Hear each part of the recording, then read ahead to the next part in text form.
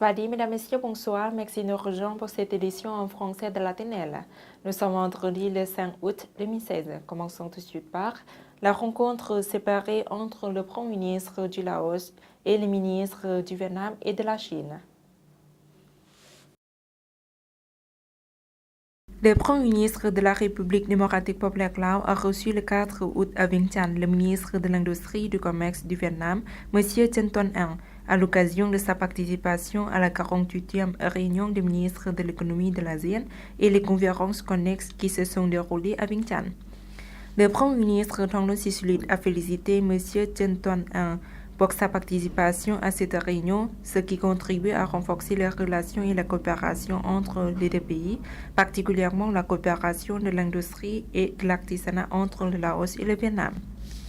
M. Chen Tuan-Anh a félicité le parti et le gouvernement Laos pour les succès obtenus ces dernières années et a réaffirmé son soutien au Laos durant la présidence de l'ASEAN.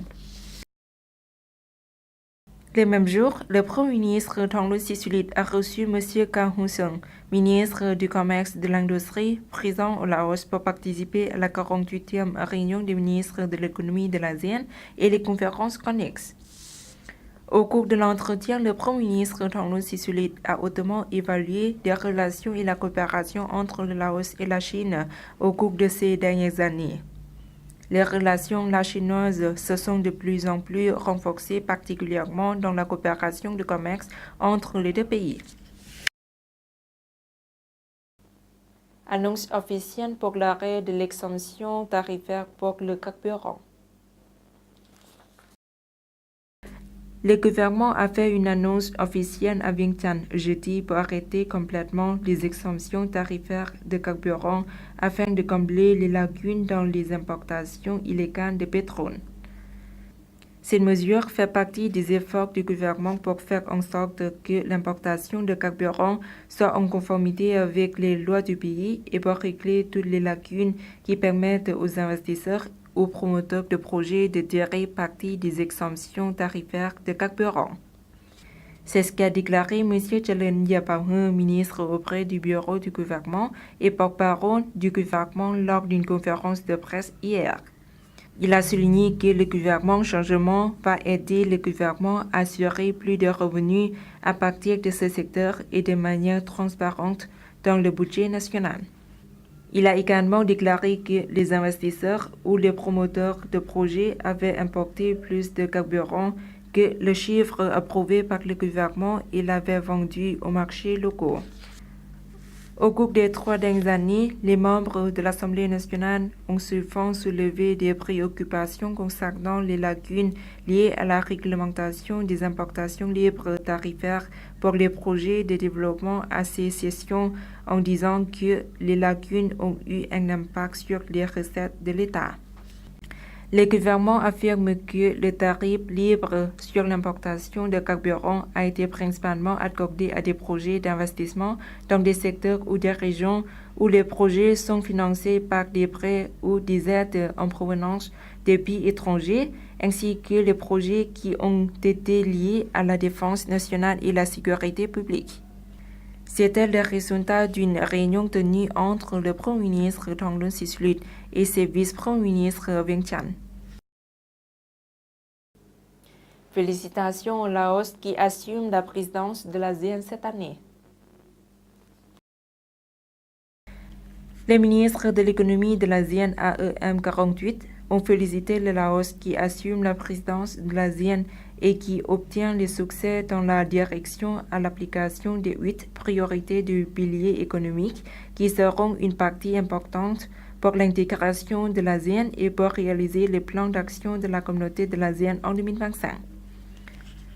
Les 8 priorités du pilier comprennent entre autres l'accord cadre pour construire les installations d'un bloc commercial, le cadre d'un règlement de la sécurité alimentaire dans l'ASEAN à être approuvé par le ministère de la Santé publique et le ministère de l'Agriculture et des Forêts, la création des organisations pour soutenir les installations disponibles pour les entreprises et les micro, petites et moyennes, des rapports et des programmes sur les procédures d'établir des entreprises de l'ASEAN qui faciliteront directement le développement des entreprises au sein de l'ASEAN, l'établissement des lignes directrices pour le développement et la coopération au sein de l'ASEAN dans la construction économique spéciale pour développer et établir des zones économiques, de poursuivre la coopération pour un avenir commun.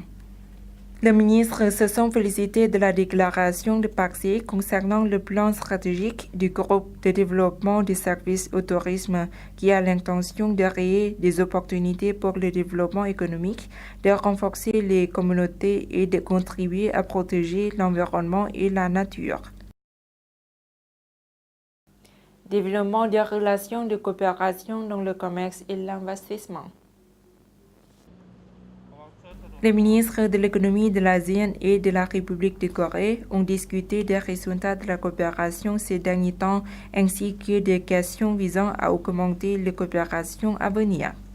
Lors de la 13e réunion des ministres de l'économie de l'ASEAN et de la République de Corée, qui s'est déroulée le 4 août à Vientiane sous la présidence de la ministre de Laos de l'Industrie et du Commerce, Mme Kimani Phonsena, les responsables de l'économie des deux parties ont discuté des mesures visant à développer leurs relations de coopération à long terme et promouvoir le commerce et l'investissement.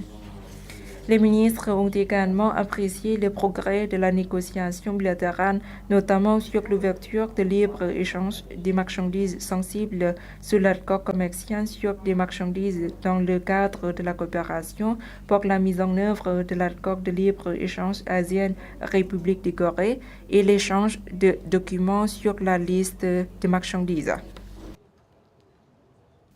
ASEAN Plus 3, développement durable des relations de commerce et d'investissement. La 19e conférence consultative des ministres de l'économie de l'ASEAN Plus 3 avec la Chine, le Japon et la République de Corée a eu lieu le 4 août à Vientiane. À cette occasion, les ministres des trois pays partenaires ont apprécié la naissance de la communauté de l'économie de l'ASEAN, affirmant que cela permettait à l'association de s'intégrer plus profondément au monde et de devenir une réunion plus compétitive et plus dynamique, contribuant à augmenter sa croissance économique. Dans une conjoncture de faible reprise de l'économie mondiale, ils se sont déclarés satisfaits des relations de commerce et d'investissement durable entre l'ASEAN et la Chine, le Japon et la République de Corée. Les ministres ont demandé au Conseil des entreprises de l'Asie de l'Est de promouvoir l'intégration économique dans la région, ont reconnu les progressions et les recommandations de ces derniers, dont la poursuite de l'encouragement d'intégration du secteur privé à l'économie de la région de l'Asie de l'Est, de la négociation de l'accord de partenariat économique intégral régional, de l'élévation des capacités des petites et moyennes entreprises de l'Asie de l'Est, ainsi que la création de conditions favorables au développement de l'e-commerce dans la région. Suite de l'actualité nationale en bref en images. La 5e réunion nationale pour faire des bilans du travail, d'incarcération et rééducation des détenus pour la période 2013-2016 a été organisée le 4 août 2016 à Vientiane. Elle s'est déroulée en présence du général de division Somkeo Silabong, ministre de la Sécurité et des responsables de prison à travers le pays. Lors de cette réunion, les participants ont entendu des points forts et des points à améliorer dans la mise en application durant 3 années passées du travail, d'incarcération et de rééducation des détenus ainsi que de futurs plans.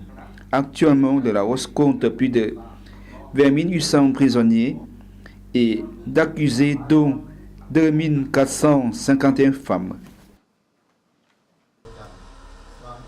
Le service de l'agriculture de forêt de la capitale a ouvert le marché légumes organiques le 4 août 2016 au village de Somvang, de l'arrondissement de Hansaiphong de la capitale. La cérémonie s'est déroulée en présence de M. Kervilavan Aperat, maire adjoint de Vientiane, de M. Lin Kham Dong Savan, chef du service de l'agriculture des forêts de la capitale, du vice-ministre de l'agriculture des forêts, de l'ambassadeur du Japon au Laos et du président de Chika au Laos. La mise en place de ce marché organique a pour but de mettre en application de la politique du parti et du gouvernement dans le développement de l'agriculture propre pour la santé des consommateurs. Le département de la politique des finances du ministère des Finances a organisé le 4 août 2016 à Vientiane une réunion pour présenter aux fonctionnaires la loi sur le budget d'État nouvellement amendé. Elle a été animée par M. Sila Vienkeo, vice-ministre des Finances. La loi sur le budget de l'État est un outil important dans la gestion du travail des finances et du budget, une façon correcte, complète, transparente et contrôlable. Un mémorandum relatif au projet de construction du barrage hydroélectrique Selenon 3, situé aux environs du village de Tungsa, du district de Tao et de la province de Sekong, a été signé le 2 août 2016. Les signataires étaient M. Sanyade Vonsalavan, chef du service provincial du plan et de l'investissement, et Mme Pani Thirakun, président de l'entreprise Kanyunkam Thirakun, présidente de l'entreprise hydroélectrique Selenon 3 Power Limited, en présence des cas concernés.